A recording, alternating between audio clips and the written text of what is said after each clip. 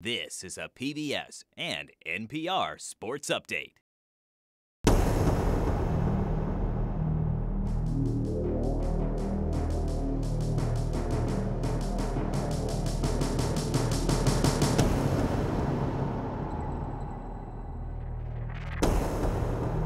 You stuck with us for an entire month, through 5 rounds and 30 painful eliminations. But now, the votes have been counted, and it's time to make that 31.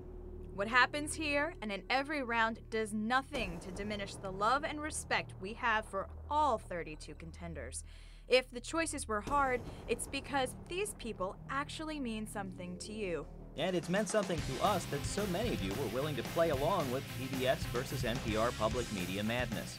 From the fans to our fellow public media providers to the contenders themselves, thank you for coming together to make March so much fun.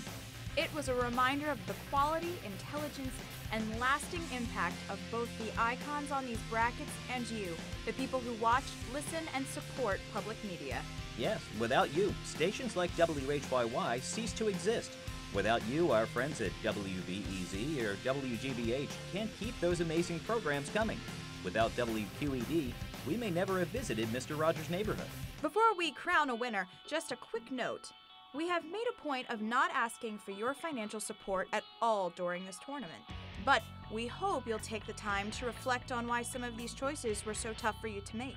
Our contenders and public media mean something to you. Love NPR? Can't get enough PBS? Either way, it's no exaggeration to say this bracket wouldn't have mattered so much to you if generations of people, yes, just like you, hadn't stepped up and done their part to keep public media alive. If you care, and you can, support your favorite local public media provider. It'll make you feel good, allow us to serve you better, and make for difficult brackets for years to come. On that note, it's time to crown a king of public media. Yes, as you know, it came down to an iconic children's show host and a quick-witted quiz show host. Mr. Rogers versus Peter Sagal. The voters have chosen a winner. Your PBS versus NPR Public Media Madness King of Public Media is... Mr. Rogers. PBS wins! Oh, yeah! Whatever. Wah, wah, wah. All the way back on March 3rd, Peter Sagal tweeted, "We're all losing in the end to Mr. Rogers," which is as it should be. And at the beginning of this round, he also tweeted, "Vote for Mr. Rogers," and followed that up a few tweets later with, "On the other hand, I make fart jokes on the radio, so follow your conscience." And you know, he wasn't alone in predicting Fred would win it all, but you just never know until you know.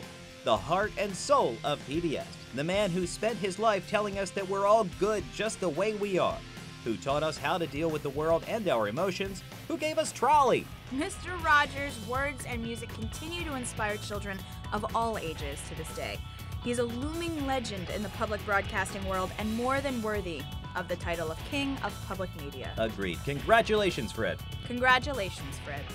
We have chosen not to reveal vote tallies for individual rounds, as some matches just weren't as close as others, and it was never our intention to make anyone feel inferior or embarrassed. Though the idea of a competition is inherently divisive, what's been really great is to see how it's actually brought people together.